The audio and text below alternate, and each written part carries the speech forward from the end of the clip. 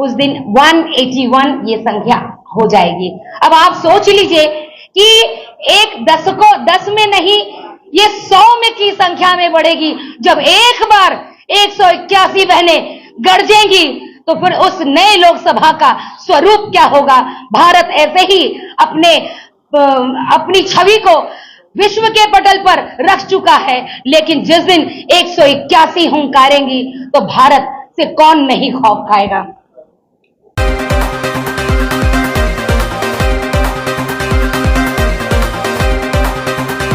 उपाध्यक्ष श्रीमती शीला प्रजापति जी, भारतीय जनता पार्टी महिला मोर्चा की अध्यक्ष धनशीला गुप्ता जी, भारतीय जनता पार्टी की वरिष्ठ प्रवक्ता, पूर्व में राष्ट्रीय महिला आयोग की सदस्य रही बहन सुषमा साहू जी, और भारतीय जनता पार्टी की वरिष्ठ प्रवक्ता सुहेली मेहता जी। मैं शीला प्रजापति जी से अनुरोध करता हूँ कि वो प्रेस को संबोधित करें। शीला प्रजापति जी।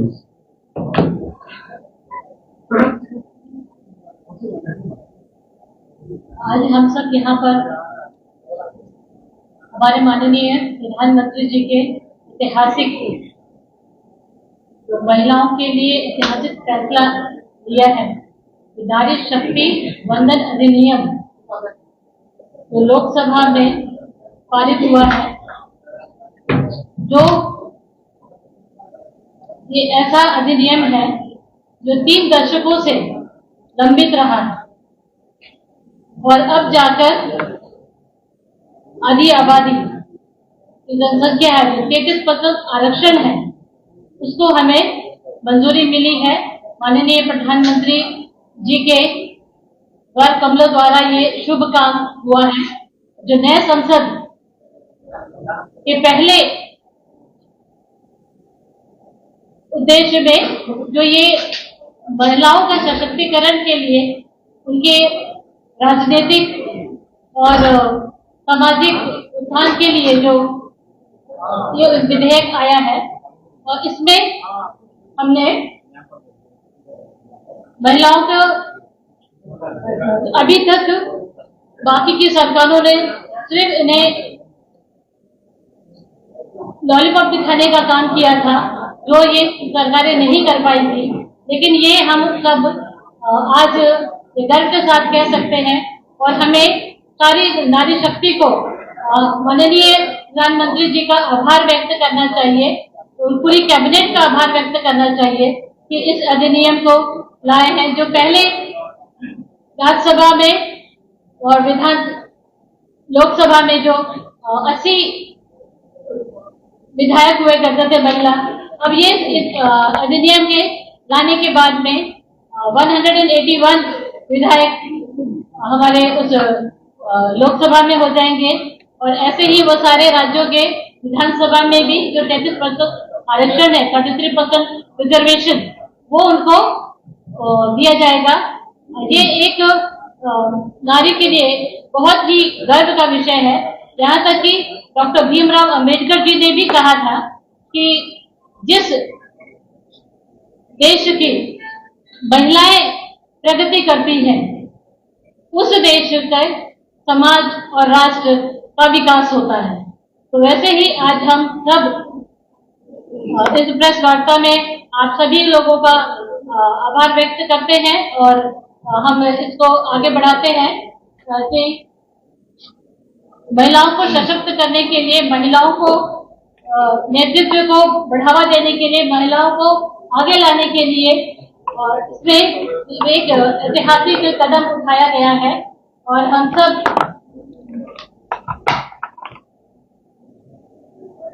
और हमें बहुत अफसोस के साथ कहना पड़ रहा है कि विपक्षियों के द्वारा ये बात पच नहीं रही है उनको कि वे अपने इस या तो वो ये नियम ला नहीं पाए। तो 2008 में जब वो लेकर आए थे तो या उनके जो समर्थक दल हैं वो उसको उन्हें समर्थन नहीं दे पाए, और जब 2014 में जब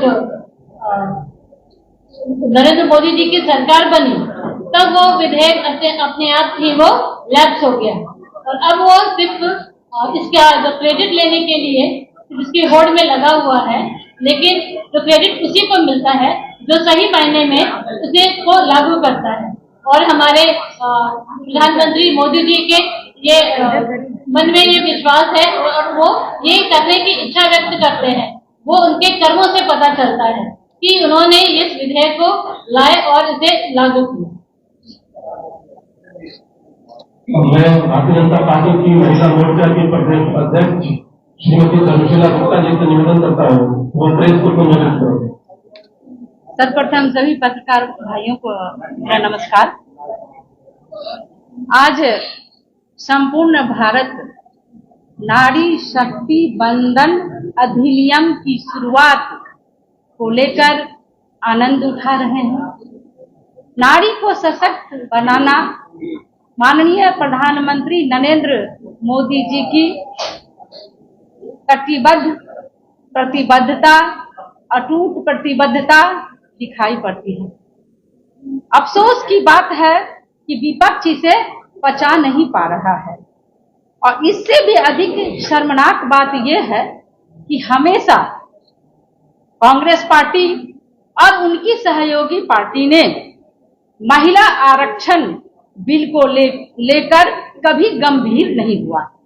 हमेशा उनका रवैया प्रतीकात्मक रहा और या तो उन्होंने कानून को तोड़ने की बात की या फिर विधेयक को नहीं मानने की बात की। उनका दोहरा चरित्र किसी से छुपा नहीं है, चाहे वह कितना ही स्टंट लगा लें। मैं आपको थोड़ा डाटा देना चाहूंगी कि जिस तरह से 1996 में माननीय देवगौड़ा जी ने महिला आरक्षण बिल को लोकसभा में पेश किया था, लेकिन कांग्रेस और उनके सहयोगी दल ने, महिला विरोधी दल ने उस बिल को पास नहीं होने दिया था। उसके बाद 1998 में भारत के पूर्व प्रधानमंत्री अटल बिहारी वाजपेयी जी के द्वारा महिला विधेयक को संसद में लाया गया। वहां पर पुनः कांग्रेस जो महिला विरोधी है और उनके सहयोगी दल ने महिला आरक्षण बिल को पास नहीं होने दिया। उसके बाद 1999, 2002 और 2003 लगातार भारत के पूर्व प्रधानमंत्री अटल बिहारी वाजपेयी ने महिला आरक्षण बिल को पास कराने के लिए लगातार 3 बार संसद में इस बिल को पेश किए, लेकिन महिला विरोधी कांग्रेस और उनके सहयोगी दल ने इसको पास नहीं होने दिया और उस आरक्षण बिल को फाड़कर फेंकने का काम किया। 2008 में मनमोहन जी की सरकार आई, उन्होंने राज्यसभा में महिला आरक्षण बिल को पेश किया, वहां भी वो पास नहीं हो पाया। फिर 2010 में उन्होंने लोकसभा में महिला आरक्षण बिल को पेश किया, लेकिन उनके ही सहयोगी दल, उनके ही सरकार की कांग्रेस महिला विरोधी सरकार और उनके सहयोगी ने महिला आरक्षण बिल को पास नहीं होने दिया। और उसके बाद लगातार कांग्रेस और अन्य विपक्षी दल के कारण महिला को दबाने का काम किया गया और ठंडे बस्ता में डाल दिया गया। लेकिन आज का दिन 2023 भारत के समस्त नारियों के लिए ये एक ऐतिहासिक क्षण है। माननीय प्रधानमंत्री आदरणीय श्री नरेंद्र मोदी जी और कैबिनेट को बिहार ही नहीं देश के समस्त महिलाएं की ओर से कोटिशः आभार व्यक्त करना चाहते हैं, जिन्होंने 3 दशकों के बाद उन प्रखर महिलाओं को, उन वंचित महिलाओं को नेतृत्व करने की क्षमता प्रदान करने के लिए ये नारी शक्ति बंधन अधिनियम नए संसद भवन में नई ऊर्जा, नई जोश और नारी शक्ति बंधन अधिनियम आरक्षण बिल को लेकर के लोकसभा में पेश किए हैं। माननीय नरेंद्र मोदी जी प्रधानमंत्री नारी को आत्मनिर्भर बनाने, उनको सबल बनाने और उनको नेतृत्व क्षमता प्रदान करने के लिए हमेशा सदैव तत्पर रहे हैं, जो आप लोग देख रहे हैं किस तरह से सारा देश और बिहार की समस्त महिलाओं खुशियां मना रही हैं। ये ऐतिहासिक क्षण है। माननीय नरेंद्र मोदी जी ने बार बार महिलाओं को अनेक रूपों में, चाहे वो कोरोना काल से लेकर अभी तक जो महिलाओं को आगे बढ़ाने का काम किया है, हम महिलाएं कभी भूल नहीं सकते हैं। हमारा चुनाव आने वाला है अभी लोकसभा का 2024 में। हम भारत की नारी है, फूल और अंगारी है। हम बिहार की नारी है, फूल और अंगारी है। और हम अपने केंद्रीय नेतृत्व और बिहार प्रदेश के नेतृत्व, केंद्रीय नेतृत्व हमारे माननीय प्रधानमंत्री श्री नरेंद्र मोदी जी, हमारे राष्ट्रीय अध्यक्ष श्री जेपी नड्डा जी, श्री अमित शाह जी और हमारे बिहार के यशस्वी प्रदेश अध्यक्ष आदरणीय श्री सम्राट चौधरी जी को हम लोग आश्वस्त करना चाहते हैं, उनको विश्वास दिलाना चाहते हैं कि जिस तरह से माननीय प्रधानमंत्री नरेंद्र मोदी जी ने जो ये गणेश चतुर्थी के दिन जो महिलाओं को सौगात दिया है, तीज के दिन जो महिलाओं को सौगात दिया है, महिलाएं कमर कस चुकी है, दुर्गा का रूप लेंगी, लक्ष्मी का रूप लेंगी, सरस्वती का रूप लेंगी और बिहार की 40 सीट पर कमल ही कमल खिलेगा और भारतीय जनता पार्टी की सरकार ही फिर से केंद्र में बनेगी। हम महिलाओं ने सोच लिया है, समझ लिया है और जिन्होंने महिलाओं को सम्मान दिया है, जिन्होंने महिलाओं को नेतृत्व क्षमता प्रदान किया है, जिन्होंने महिलाओं को लोकसभा, राज्यसभा और विधानसभा में नेतृत्व करने का अवसर प्रदान किया है, तो महिलाएं बहुत ही ईमानदार होती है, कर्मठ होती है और अपने जो जिम्मेवारी मिलती है उनको अच्छी तरह से निभाने का कार्य भी करती है। इसीलिए माननीय प्रधानमंत्री नरेंद्र मोदी जी शीर्ष नेतृत्व और प्रदेश नेतृत्व के बिहार ही नहीं देश की समस्त महिलाओं की ओर से कोटिशः धन्यवाद करते हैं और आभार व्यक्त करते हैं। धन्यवाद। मैं अनुरोध करता हूँ भारतीय जनता पार्टी की वरिष्ठ प्रवक्ता रोहिणी मेहता जी से, आप विश्वविद्यालय में प्रोफेसर भी हैं, पूर्व विधानसभा की चुनाव में लड़ चुकी है, श्रीमती रोहिणी मेहता जी। आज इस प्रेस वार्ता में उपस्थित मीडिया सह प्रभारी दानिश जी एवं मंच पर उपस्थित सभी पदाधिकारी बहनें और यहाँ आमंत्रित किए गए हमारे सभी पत्रकार बंधु, आज हम सब ने आपको बड़े हर्ष के साथ आमंत्रित किया है कि 2 दिन पहले 27 साल से लंबित महिला आरक्षण बिल को केंद्रीय कैबिनेट से जब मंजूरी मिली तो एक आशा सी निश्चित रूप से जगी और कल होकर ही नई संसद में पहले अभिभाषण में आदरणीय प्रधानमंत्री जी ने महिला आरक्षण बिल की उन्होंने घोषणा की, पेश करने की, और आदरणीय कानून मंत्री ने महिला आरक्षण बिल को नारी शक्ति बंधन अधिनियम 2023 के नाम से उन्होंने पेश किया।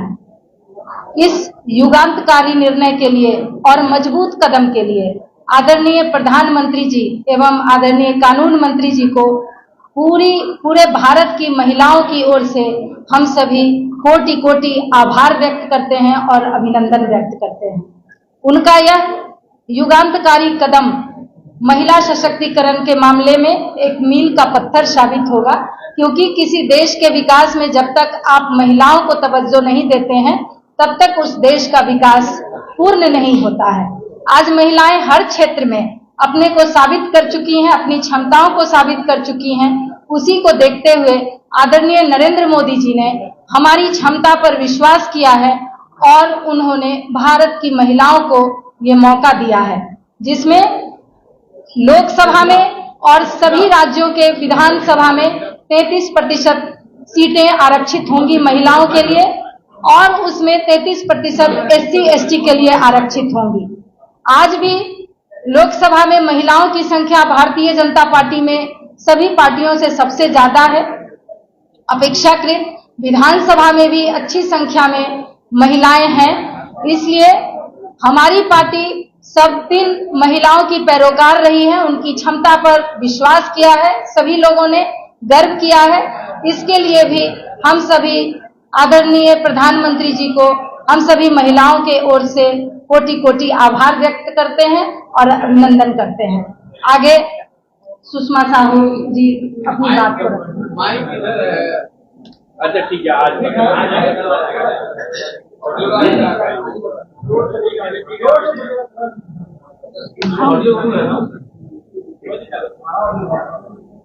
सभी पत्रकार बंधुओं को बहुत बहुत नमस्कार।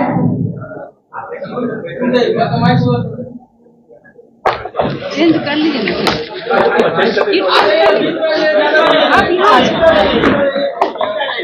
आप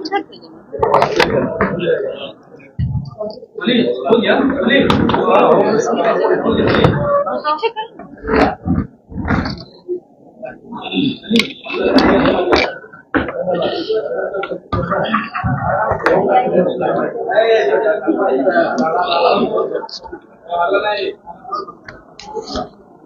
सभी को नमस्कार।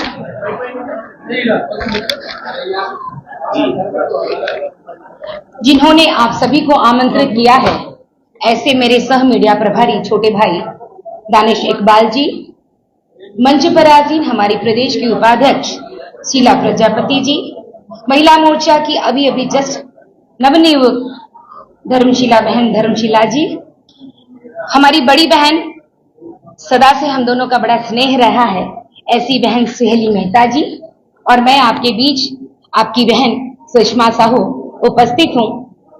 इस हर्ष को बांटने के लिए, उस खुशी को जाहिर करने के लिए जिसकी बेचैनी 27 वर्षों से आधी आबादी के भीतर कौंध रही थी। आजादी के अमृत काल में नाउम्मीद हुई बहनों को एक आशा की किरण के रूप में सौगात देने वाले देश के यशस्वी प्रधानमंत्री श्री नरेंद्र मोदी जी को कोटि सा वंदन, अभिनंदन और चंदन। आज आधी आबादी की आवाज, हर महिला की आवाज उन तक नहीं पहुंच सकती, लेकिन महिलाओं की आवाज बनकर आज इस मंच से, आपके माध्यम से उन तक हम साधुवाद पहुंचाना चाहते हैं कि वो बहनें जो लगातार संघर्षरत रही है सड़कों पर, राजनीति के माध्यम से हो या सामाजिक माध्यम से, और उनके मन में एक लालसा रही है कि काश मैं भी उन बहनों की तरह जो संसद में गूंजती हैं, जिनकी आवाजें विधानसभाओं में जो शेरनी की तरह ललकारती हैं, ऐसी बहनों की तरह काश मैं भी होती। तो ये काश अब सपना नहीं है, कुछ ही वर्षों के बाद ये सपना हकीकत में तब्दील होने वाला है, और जब ये सपना हकीकत में तब्दील होगा तो आप उम्मीद नहीं कर सकते कि जिस ख्वाब को, आपको भी पता है कि ये 19 को नहीं, ये 18 की रात में ही इस पर लागू कर लिया गया था। और 18 कौन सा दिन था? हरतालिका तीज, यानी सारी बहनें अपने पति के लिए और अपने परिवार की लंबी आयु और खुशहाली के लिए निराजल व्रत करती हैं। तो ऐसी सभी बहनों के लिए उन्होंने एक सम्मान, एक स्नेह पूर्वक एक पुरस्कार, जो इनका हक था, नरेंद्र मोदी जी ने कोई एहसान नहीं किया, ये बहनों का हक था, जिसको उन्होंने अमली जामा पहनाने के लिए एक सुघड़ और सुदृढ़ विचारधारा के साथ आज हमारे सामने लाने का काम किया है। प्रधानमंत्री जी ने महिला सशक्तिकरण का हमेशा नारा दिया है। देश के सभी लोग महिला सशक्त हो, महिला सशक्तिकरण के लिए ये किया जाए, वो किया जाए, लेकिन प्रधानमंत्री जी ने कहा कि महिला सशक्तिकरण सिर्फ नारा नहीं बल्कि एक संकल्प है। नारे के रूप में हर लोगों ने इसको मतलब प्रयोग किया, लेकिन नरेंद्र भाई मोदी जी ने इसे संकल्प मानकर इस संकल्प को यथार्थ बनाने का कार्य किया है। मैं आज उनकी चिर स्मृति को नमन करना चाहती हूं, जिनका ये ख्वाब था। हमारी स्वर्गीय सुषमा स्वराज दीदी को पूरे समय, मैं राजनीति में मेरा लंबे समय का बिताया हुआ पल मुझे याद आता है कि हर समय दीदी का एक ही ख्वाब था कि इस संसद में महिला आरक्षण बिल पास हो जाए और आधी आबादी को यहां बैठने का मौका लेकिन दीदी आज आप जहां होंगी आपकी आत्मा को एक सुखद आनंद की अनुभूति हो रही होगी, वो ये सोच करके कि जीवन में जीते जी तो मैंने वो चीज नहीं देखा, ये सपना तामीर होते नहीं देखा, लेकिन आज उनके भाई नरेंद्र मोदी जी ने उन्हीं के सहभागी सहकर्मी जो उनके साथ लोकसभा में आज एक सदस्य के तौर पर हैं और देश में नेतृत्व कर रहे हैं, उन्होंने आज ये सपना उनका पूरा कर दिया। पहले 82 की संख्या थी, पहले 82 लोकसभा में 82 की संख्या आज के दिन में है, लेकिन जिस दिन ये लागू हो जाएगा उस दिन 181 ये संख्या हो जाएगी। अब आप सोच लीजिए कि एक 10 में नहीं ये 100 में की संख्या में बढ़ेगी। जब एक बार 181 बहनें गरजेंगी तो फिर उस नए लोकसभा का स्वरूप क्या होगा। भारत ऐसे ही अपनी छवि को विश्व के पटल पर रख चुका है, लेकिन जिस दिन 181 हुंकारेंगी तो भारत से कौन नहीं खौफ खाएगा। आज 33% की तो बात हुई है बंधुओं, इसमें ये भी एक अंकित है कि 15 वर्षों तक ही ये लागू रहेगा। 15 वर्ष के बाद अगर संसद को लगेगा कि हाँ मुझे इसको आगे रखना है, जैसे हमारा आरक्षण पिछड़ा आरक्षण है, उस समय क्या था कि लोगों को लगता था कि नहीं 10 वर्षों के लिए रखा जाए, 10 वर्षों के बाद लोग जब समकक्ष हो जाएंगे तो इसकी फिर समाप्ति कर दी जाएगी। लेकिन ये आरक्षण 15 वर्ष नहीं, 25 वर्ष नहीं, उससे भी अधिक वर्ष हो गए और आज भी अनवरत चल रहा है। तो मुझे लगता है कि 15 वर्षों के बाद महिलाओं की आवाज को दबाने वाला संसद में कोई नहीं होगा और ये 15 वर्षों के बाद भी अनवरत यूं ही चलता रहेगा और तब तक चलता रहेगा जब तक महिलाएं सचमुच में सशक्त ना हो जाए और उनको पुरुषों के बराबर उनको आरक्षण की जरूरत ना हो, वो पुरुषों की सहभागी बनकर के एक साथ कदम ताल मिला करके बराबरी की संख्या में संसद में हुंकार भरेंगे। और विषयों पर भी बोलना है क्या? बहुत सारे विषय अभी भी छूटे हुए हैं, लेकिन आप कुछ क्रॉस क्वेश्चन कर सकते हैं। प्रश्न आप लोग